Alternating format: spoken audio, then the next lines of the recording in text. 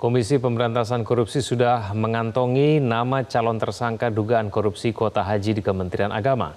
KPK menemukan aliran dana yang mengalir dari pihak swasta ke pucuk pimpinan di Kemenak.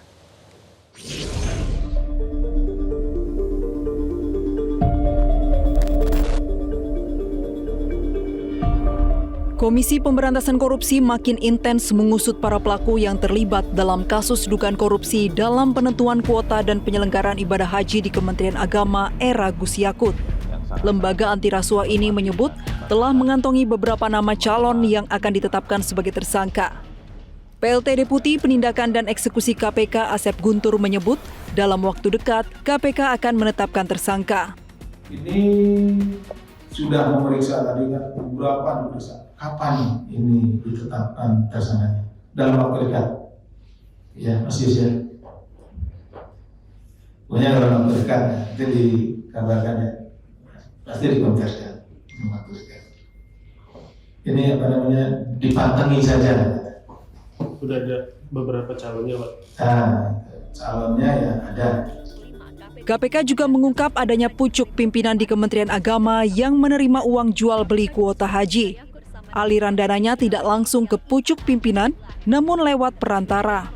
Asep tidak secara gamblang menyebutkan nama menteri yang dimaksud, namun Yakut Kholil Kaumas menjabat sebagai Menteri Agama saat dugaan korupsi ini diusut. Uangnya sampai ke pucuk.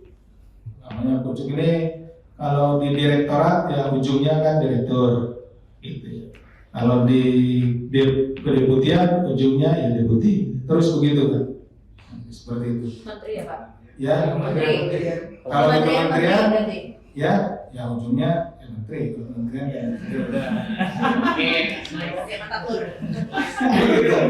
Nah, gitu. Kalau kementerian ya ujungnya menteri.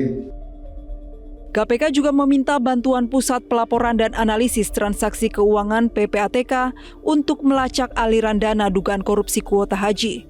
Kerjasama dinilai penting karena kerugian negara dalam kasus itu ditaksir lebih dari 1 triliun rupiah.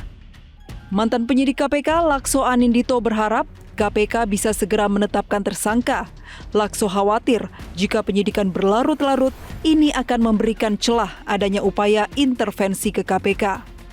Karena memang saya khawatir meskipun kalau kasus ini berlarut-larut tidak segera ada penetapan tersangka, ini akan dijadikan suatu delgen politik. Mengingat pejabat-pejabat yang menduduki jabatan saat itu, termasuk menteri, itu memiliki posisi yang strategis dan memiliki influence politik yang tidak dapat disangsikan. Nah, untuk itu semakin lama KPK menetapkan tersangka di dalam kasus ini akan memberikan celah adanya upaya-upaya intervensi dilakukan terhadap Komisi Pemberantasan Korupsi. Dalam penyidikan kasus ini, KPK sudah memeriksa beberapa pihak swasta dan pejabat di Kementerian Agama, termasuk 2 kali memeriksa ex-Menak Yakut Kholil Kaumas. Tim Liputan Metro TV. Jelajahi cara baru mendapatkan informasi. Download Metro TV Extend sekarang.